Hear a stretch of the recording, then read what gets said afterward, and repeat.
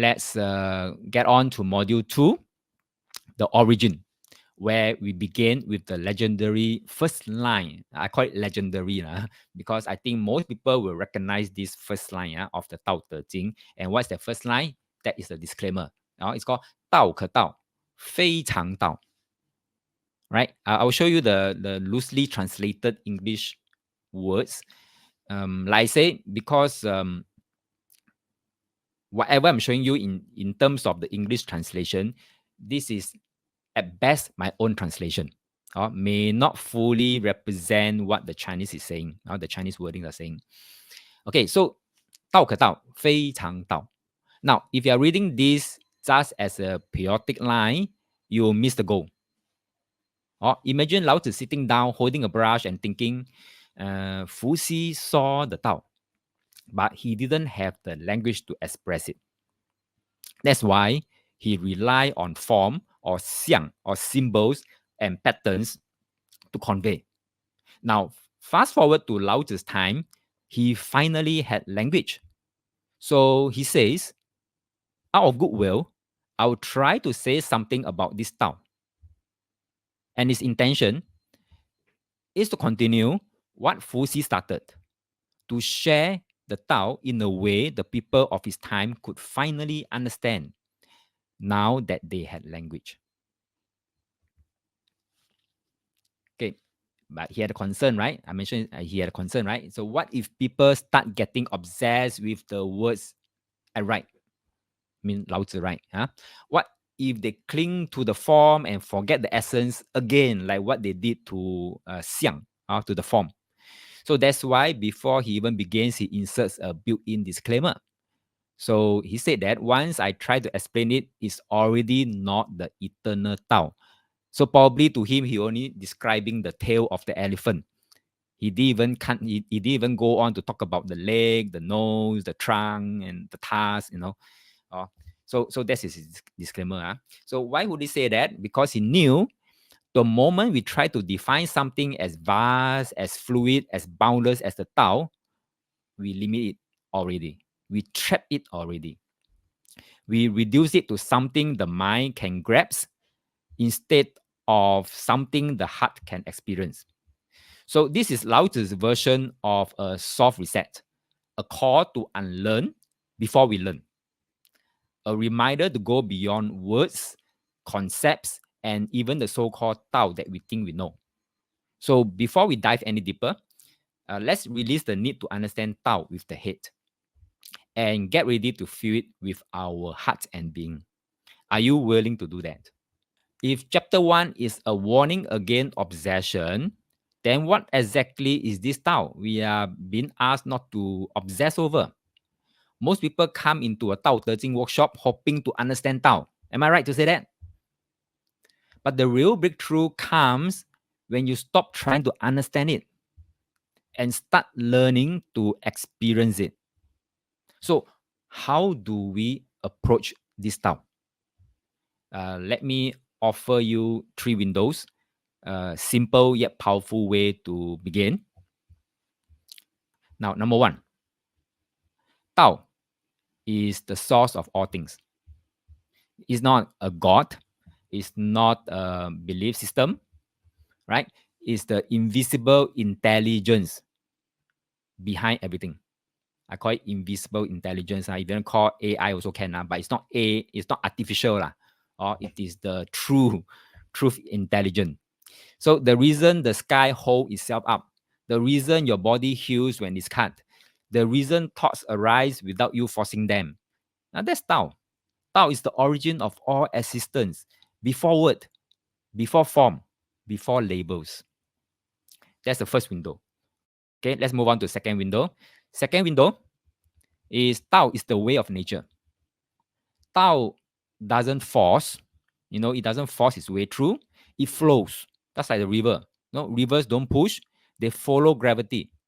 Trees don't hurry, but they grow. Night becomes day, day becomes night without debate. Okay, so Tao is the natural rhythm of life, unchanging in its spontaneity. So the third window is Tao is the way of life. You have felt it before. That moment when everything clicks, when efforts become effortless, when you say the right words at the right time without planning. When you are in the zone, that's Tao in action. Now, Tao is not far, far away. Okay, Tao is what happens when you stop trying to control everything. So the real question is not what is Tao. The real question is, can you let go enough to feel it? Right? So let's continue to explore how Lao Tzu guides us into this experience step by step. So with that, let's zoom in into the first line of Tao Te Ching again. 道可道，非常道. Now, this line alone has confused scholars, mystics, and seekers for over 2,500 years or more. But maybe it's simpler than what we think if we dare to shift our mindset. So let's break it apart. Now, the first three Chinese character, Dao, Ke Dao, basically means if Dao can be spoken or verbalized, then that's Lao Tzu's way of saying, if I can explain this Dao to you in words, then followed by, the last three Chinese characters are 非常道, basically meaning, then it's not the eternal Dao, not the whole picture, not the real deal. That's like the elephant analogy that I've given you just now. You're just touching the tail, or you're just touching the ear or the trunk. So most of us were trained to look for truth in words, in schools, in books, in quotes, in clever frameworks. But Lao Tzu opened his book by saying, warning, the moment you try to package truth into words, you have already shrunk it. Words are symbols. At best, they point to the Tao, but they are not the Tao itself. It's like mistaking the menu for the meal. Also, here's a trap. When you cling too tightly to the description, you miss the direct experience. When you obsess over the xiang, the form, the appearance, and the symbols, you forget the Tao. And the Tao is the source and the essence. So what's the right way forward? Not to reject the words, but to use them like Lao Tzu did, as a compass, not a cage. Let this be your mantra as we dive deeper. Okay, this is a mantra. What I hear today is just a finger pointing to the moon. I will not mistake the finger for the moon itself. I repeat this mantra. What I hear today is just a finger pointing to the moon. I will not mistake the finger for the moon itself. So let's continue and explore how Lao Tzu teaches us to go beyond the finger and taste the moonlight for ourselves. Now, why does he call it Chang Dao, the eternal Dao? Chang Dao, eternal Dao. This one. Because the Chang Dao, or the eternal Dao, the entire Dao, is bigger than what we can observe. So let's unpack this. The true Tao includes two layers. One layer is called the Bian, the changing portion. This one. Is the part we can observe. For example, day and night, growth and decay, success and failure. And the other, the other layer is called the unchanging, 不变, unchanging, immutable, right? That part we can't directly observe. The invisible rules behind nature, the silent intelligence behind life, the source of order in chaos. So we live in the dance of both. So that's Tao. And here's the problem. Our mind wants to pin it down. Our mouth wants to define it. The scholars wants to record it. But Lao Tzu warned us. Even the ancient sages, those who were truly wise, could only catch glimpses of the Tao's movements. Thus, shadows on the wall. Yes, they verbalized what they could. They recorded patterns, they make symbols, they grew diagrams. But all of that is like describing the ocean using just a cup of water. There's so much more of Tao that remains unseen, unspoken, and ungraspable. Let's bring in a little help from the I Ching, specifically hexagram 20 called Guan viewing. Have you ever tried looking through a peephole in a door? You only see a narrow slice of what's really happening outside. You don't see the full picture. You don't know who's just out of frame or what's behind the scenes. And this is exactly how we observe Tao. Just a narrow view through the keyhole of our understanding. And each of us has different understanding, different perspective. That's why, like what Eve says, my Tao is different from her Tao, and her Tao could be different from your Tao. As long as these two Tao don't don't sing with each other, you probably will not see eye to eye. Yeah. Okay. So furthermore, on this hexagram viewing, um, first line of this hexagram, it says here, at the beginning of any path, including Tao, you observe like a child, very innocent, very curious, but not yet aware of what you are missing. So it says here, line 1 of this hexagram viewing, it says, it's okay to be here. Everyone starts here. If say is asking, Master, what's unchanging Tao? Like sun and moon, I thought Tao is forever changing. Please enlighten. Okay, I mentioned there that one part, there are two layers, right? One is the changing, one is the unchanging. Now, unchanging, for example, changing, I think you probably know lah. Day to night, night to day, and the 4 season, spring to summer, summer to autumn, autumn to winter, these are changing, always changing, right? So this one, this layer of changing, Now, when it comes to unchanging, it is the universal law or the universal principles that run behind the scenes and will not change. For example, gravity. No matter who you are, whether it's bird or whatever, you'll be subjected to the gravity, right? Okay, or aging process. No matter who you are, you will just grow old and decay. So this process is called, is a universal law. It's called aging process. So this part here is the immutable law, unchanging. You get that, Eve? So there's always two layers running at all times, changing, unchanging. Get that? So for example, we talk about the season change, right? The season change, right? Although what we can see with our naked eye are the changing seasons, but behind the scene, the unchanging law is called the seasonal change. There won't be a fifth, there won't be a sixth season coming out of nowhere, suddenly next year or next 2 year. You won't see a sixth season coming out. Okay, at most 5 seasons only. And a lot of time, if you have learned metaphysics from me, I always advocate that there are 5 seasons, right? Not only spring, not only summer, not only autumn, not only winter, but there's another important season. It's called the midsummer, 长夏. Okay, 长夏is a very, very important season. Okay, so if you have learned metaphysics from me, then you should know that there are actually 5 seasons. Yeah.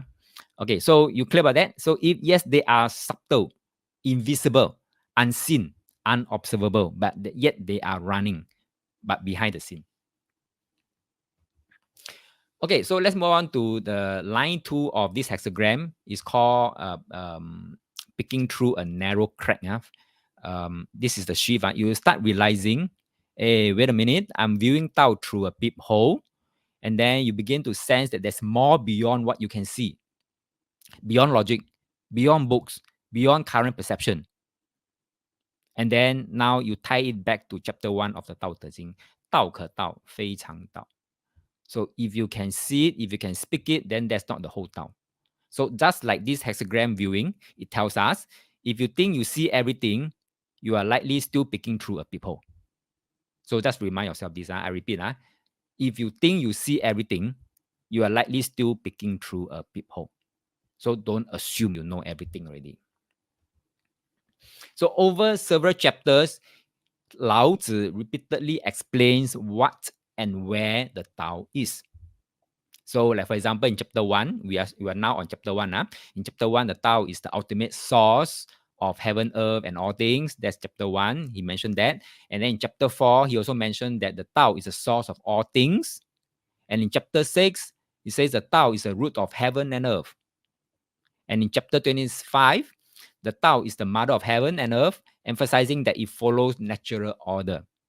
Right? And there are more, and there are more. I'm not only restricting to these four, there are more. So instead of looking for a single definition, think of Tao as a vast ocean of understanding. Each chapter is like a wave, revealing new insights and perspective that encourage us to dive deeper into Tao. Lao Tzu didn't just want to convey the Tao once. He wanted to immerse us in its essence. So each mention brings us closer to the truth, but also invite us to expand our perception continually.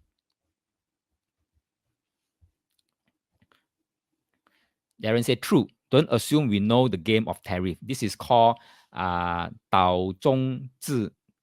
What is that? Dao Zhong Zi Dao. Okay. Let's talk about the close relationship between the Tao and our life.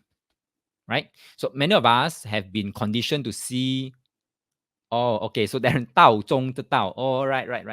Okay. Oh, great. Okay, so let's continue. Many of us have been conditioned to see ourselves as separate from nature, like we are observer of the world rather than integral parts of it. Lao Tzu teaches us something profoundly different.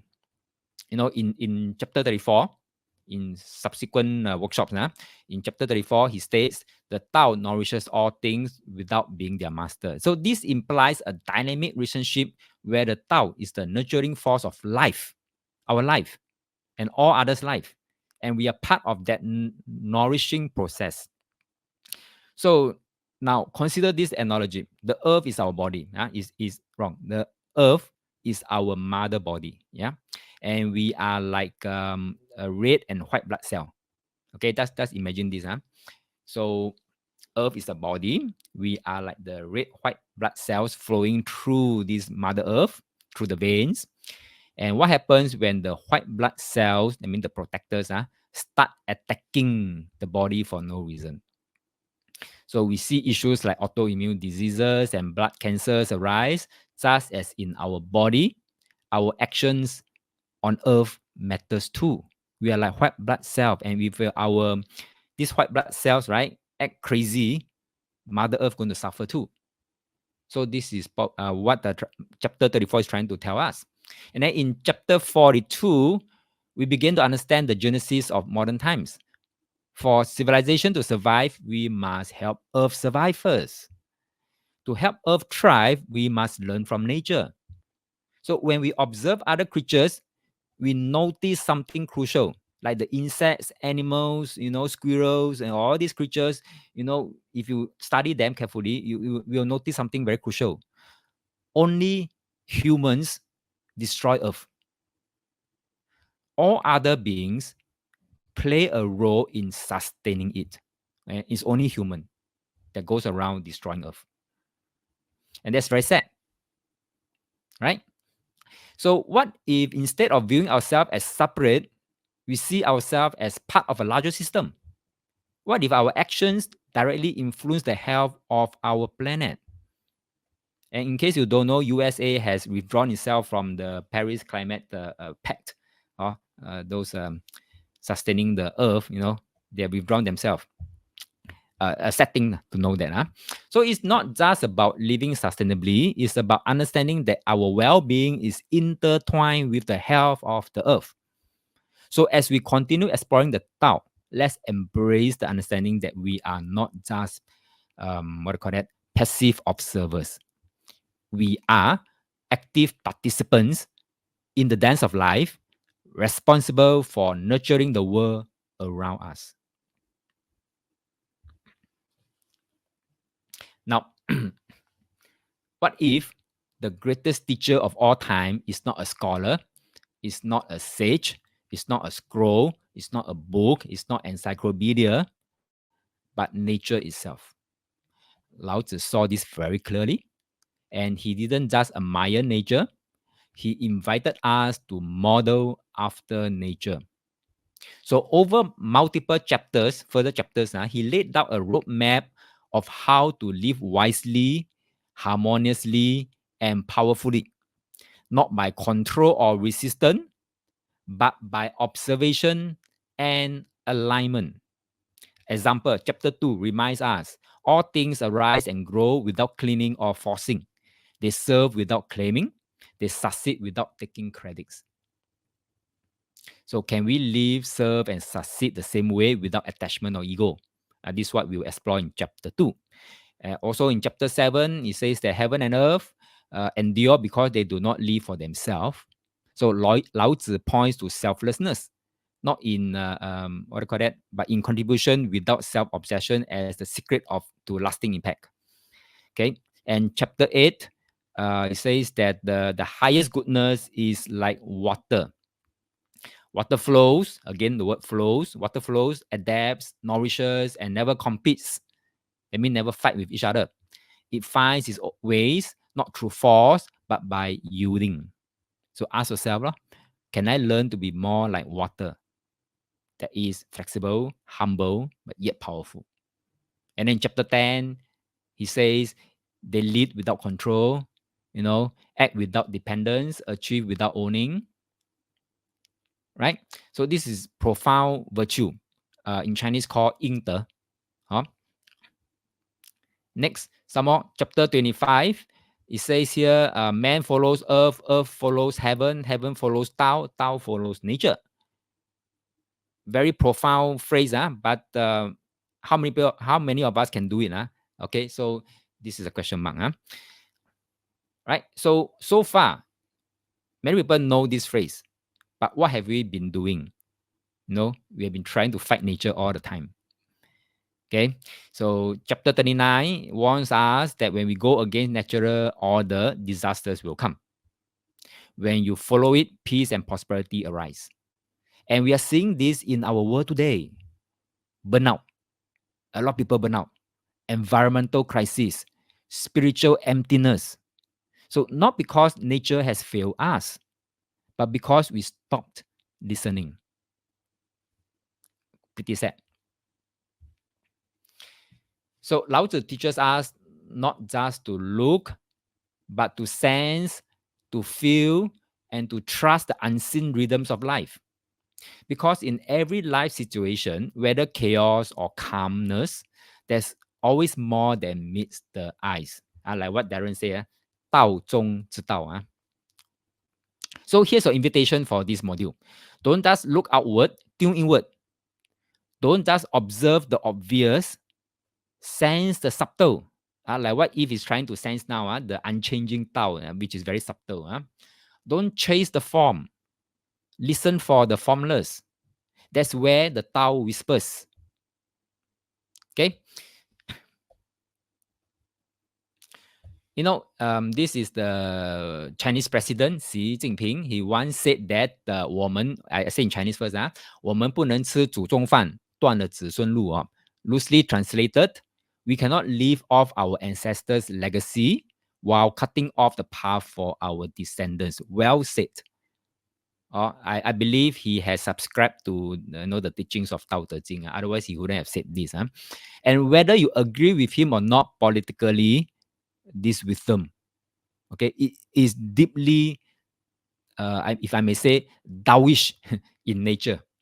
If there's such word called Taoish, it's very Taoish in nature.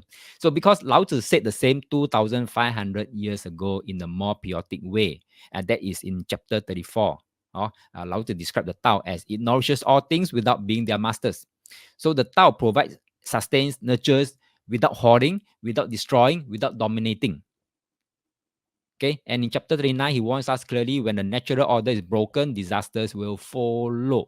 So basically, end point is we are not just people living in the present. We are ancestors in the making. So your choices, my choices, everyone's choices don't just impact individually.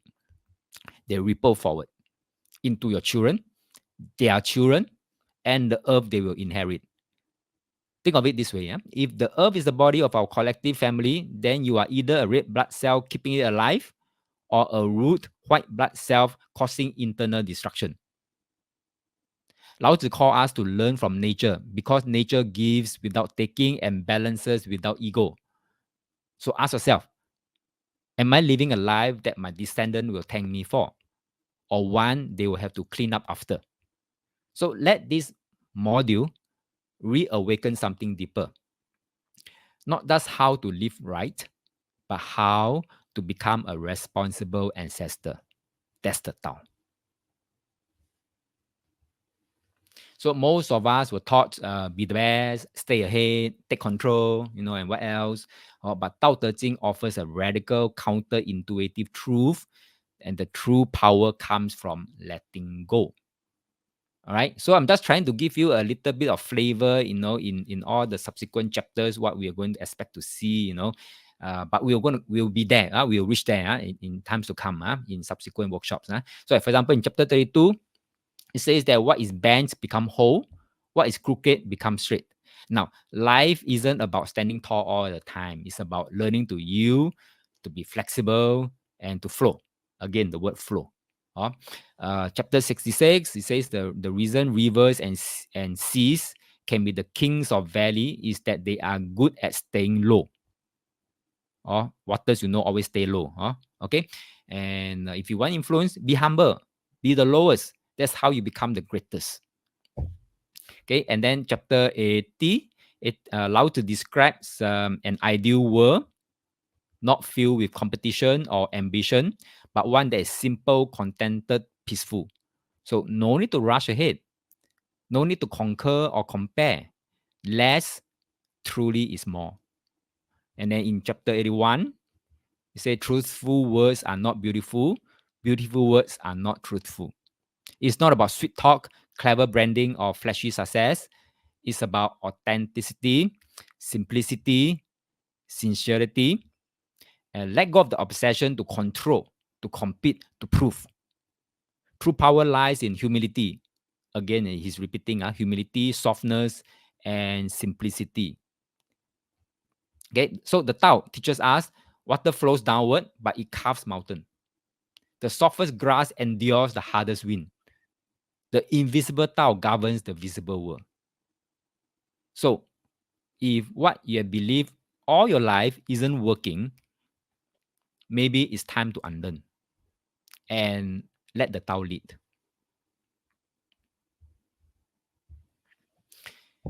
Okay, I've talked so much. I'm still at the first line. You see, it's so profound. That's one line like that. I can talk so much. I can go on actually on the first line, but I think it's enough. I think you should have understood enough.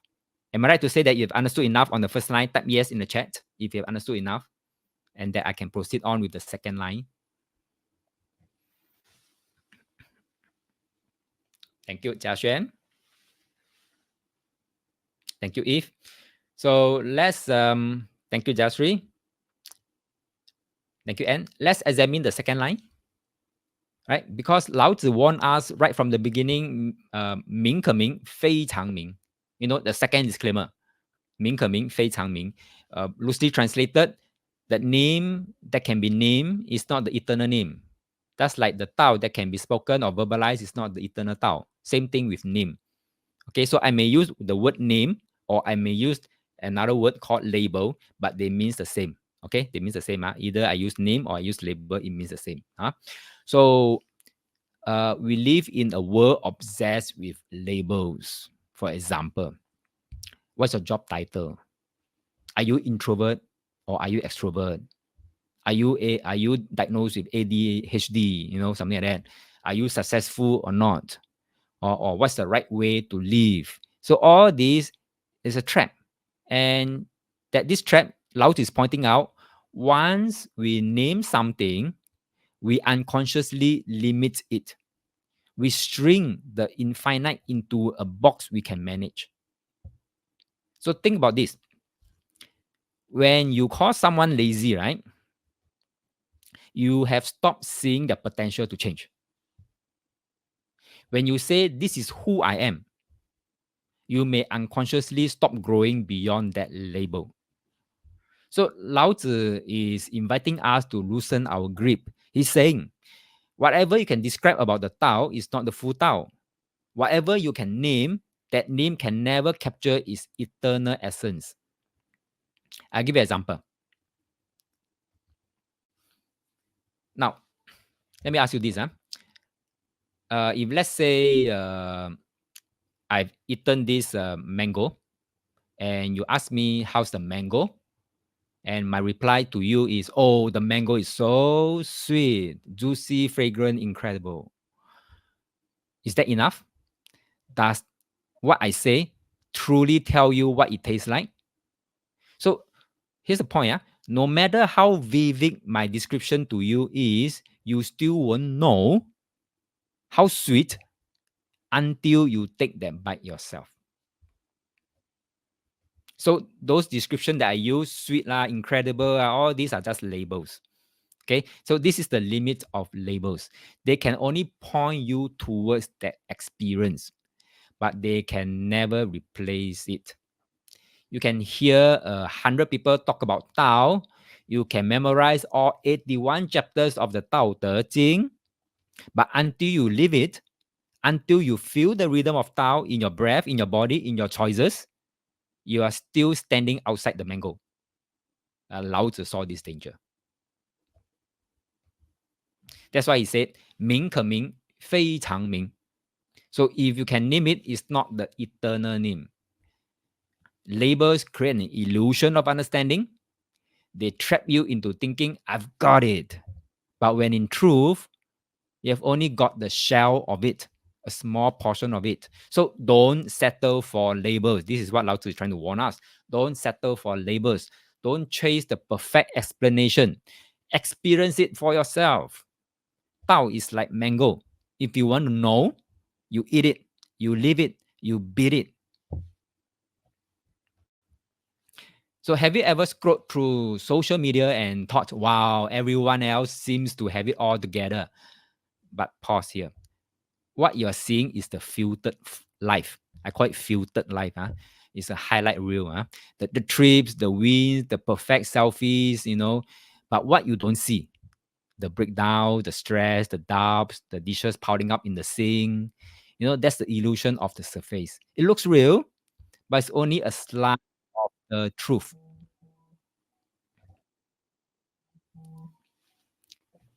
And this is exactly what Lao Tzu warned us about when he said, 名可名,非常名.